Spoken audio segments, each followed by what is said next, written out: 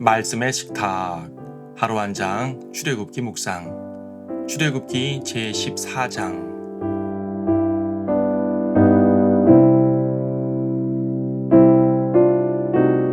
14장 13절 말씀을 보겠습니다. 모세가 백성들에게 말하기를 너희는 두려워 말고 가만히 서서 주께서 오늘 너희에게 보여주실 주의 구원을 보라. 너희가 오늘 본 이집트인을 다시는 영원히 보지 못하리라. 자유 아니면 죽음을 달라. 명언처럼 쓰이고 있는 이 말은 자유를 갈구하는 사람들이 하는 말입니다. 하지만 실제로 죽음의 위협 가운데 있게 되면요, 대부분의 사람들은 이렇게 말하지 않습니다. 오히려 자유를 포기하고 살 길을 찾게 되지요. 이스라엘 백성들이 꼭 그랬습니다.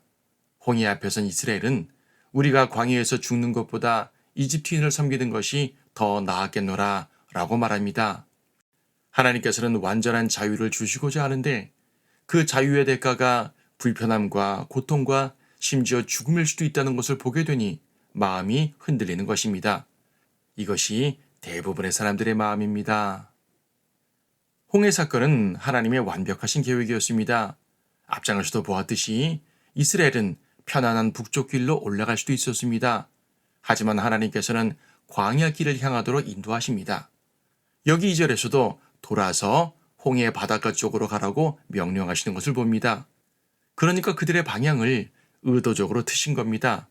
이를 알게 된 파로어는 이스라엘의 길을 잘못 잡아서 광야에 갇혔다고 생각을 합니다. 하지만 이것은 파로어의 군사를 그쪽으로 유인하시려는 하나님의 계획이었습니다. 오랜 기간 하나님의 백성을 압제했던 그 원수를 멸하시려는 하나님의 큰 그림이었습니다. 영적으로 말하면 사탄을 멸하시려는 계획이었던 것입니다. 하지만 어리석은 인간들은 하나님의 계획을 깨닫지 못하고 당장 눈앞에 있는 위협에만 두려워하고 불평을 합니다. 사탄은 자기 때가 얼마 남지 않음을 알수록 더 발버둥 치는 법입니다. 그래서 오늘날 세상이 점점 더 악해지는 것은 주님께서 오실 날이 가까웠다는 것이며 개인적으로도 성도의 어려움이 극심해질수록 그 고통이 끝날 날이 가까워 온다는 것입니다. 주님께서 주시는 승리가 멀지 않았다는 것이지요. 이를 알지 못하는 이스라엘은 진퇴양난의 두려움에 빠졌지만 하나님께서는 보란듯이 바다에 길을 내셨습니다. 강한 동풍을 일으켜서 바닷물을 가르셨고 이스라엘은 양쪽의 물벽에 쌓인 그 길을 신발도 젖지 않은 상태로 건넜습니다. 그리고 파라오와 그의 군사들을 모두 수장시켜 버리셨습니다. 하나님께서 말씀하신 그대로 이루어졌습니다. 그들이 그날 본 이집트인들을 다시는 영원히 보지 못하게 된 것입니다. 하나님께서 주시는 자유는 이처럼 완벽합니다. 마귀는 자유를 약속하면서 또 다른 속박을 주지만 하나님께서는 자유와 더불어서 승리를 주십니다. 예표적으로 이 사건은 성도의 휴거를 상징합니다. 그때 세상과 완전히 분리가 되기 때문이지요. 더 이상 세상에 우리를 위협할 수 없는 그날 말입니다. 우리는 모두 그날을 소망합니다. 하지만 아직 우리는 이 땅에 발을 붙이고 살고 있고 그래서 날마다 승리가 필요합니다. 우리 앞에 놓인 무수한 홍해들을 갈라주실 하나님의 도움이 필요합니다. 세상과 마귀는 계속 우리를 위협합니다. 우리는 그 위협에 못 이겨서 하나님께서 주신 자유를 버리고 다시금 때때로 속박 안으로 들어가려고 합니다. 그래서 믿음이 필요한 것입니다. 믿음으로 하나님의 인도하심을 신뢰하고 믿음의 눈으로 홍해가 갈라짐을 바라봐야 합니다. 주님은 우리에게 자유 안에 굳게 서라고 말씀하셨습니다. 그리고 자유 안에서 행할 수 있도록 길을 열어주십니다. 우리는 오직 믿음으로서만 그 길을 갈 수 있습니다.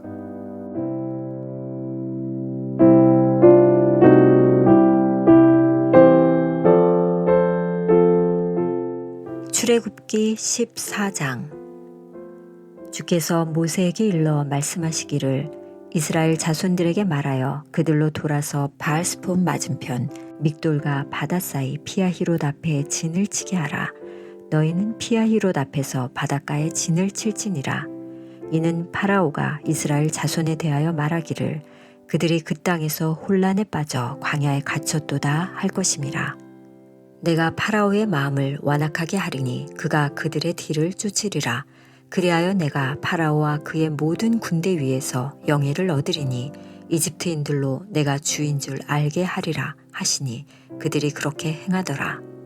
백성이 도주했음을 이집트 왕이 듣자 파라오와 그의 신하들의 마음이 백성에 대해 변하여 말하기를 우리가 어찌 이같이 행하여 이스라엘로 우리를 섬김에서 떠나가게 하였는가 하고 그가 그의 병거를 갖추고 그의 백성을 그와 함께 데리고 가니 그가 선별한 600대의 병거들과 이집트의 모든 병거들을 거느렸으며 병거마다 대장들이 맡았더라.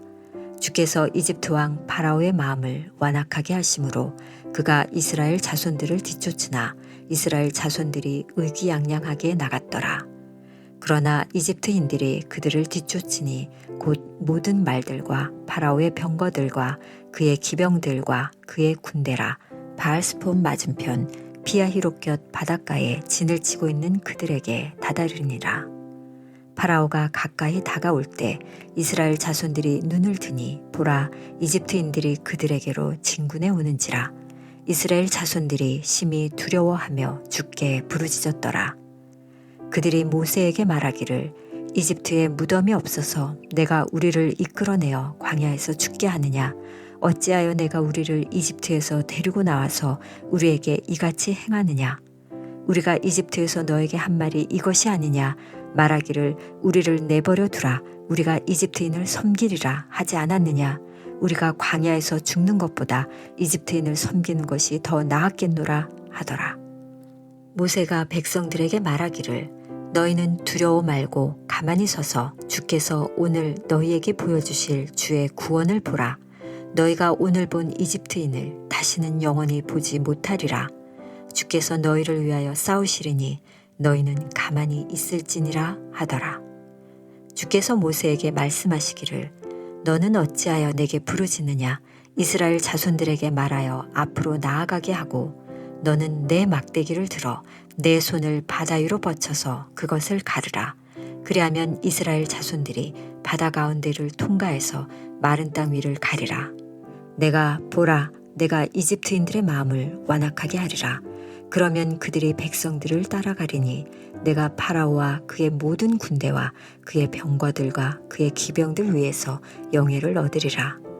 내가 파라오와 그의 병거들과 그의 기병들 위에서 영예를 얻고 나서야 이집트인들은 내가 주인 줄 알게 되리라 하시니라.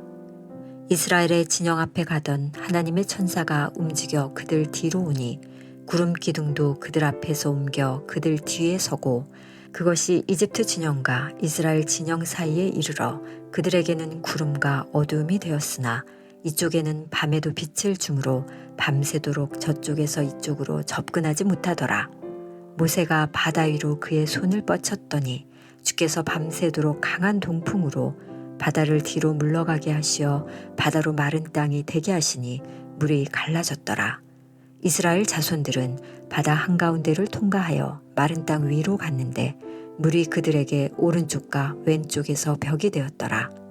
이집트인들 곧 파라오의 모든 말과 그의 병거들과 기병들이 추격하여 바다의 중간까지 그들을 따라 들어가니 새벽 경점 때 주께서 불기둥과 구름기둥을 통하여 이집트인의 군대를 보시고 이집트의 군대를 불안하게 하시며 그들의 병거 바퀴를 빼시어 그들이 힘겹게 몰고 가게 하시니 이집트인들이 말하기를 이스라엘 앞에서 도주하자. 주께서 그들을 위하여 이집트인을 대적하여 싸우시는도다 하더라. 주께서 모세에게 말씀하시기를 내 손을 바다 위에 뻗치라. 그리하면 물이 이집트인들과 그들의 병거들과 그들의 기병들 위로 다시 오리라 하시니라. 모세가 바다 위로 자기 손을 뻗치니 바다가 그 세력이 회복되었고 새벽이 되었더라. 그러자 이집트인들이 그것을 피하여 도주하나 주께서 이집트인들을 바다 한가운데서 뒤집어 엎으셨더라. 물이 되돌아와서 그들을 쫓아 바다 가운데로 들어온 병거들과 기병들과 파라오의 모든 군대를 덮으니 그들 중에 한 사람도 남지 않았더라. 그러나 이스라엘 자손들은 바다 가운데서 마른 땅 위로 걸어갔으며 물이 오른쪽과 왼쪽에서 그들에게 벽이 되었더라. 주께서 그날에 이스라엘을 이집트인의 손에서 이와 같이 구원하시니 이스라엘이 바닷가에서 이집트인들의 시체를 보더라. 이스라엘이 주께서 이집트인들에게 행하신 위대한 일을 보고 그 백성이 주를 두려워하고 주와 그의 종 모세를 믿더라.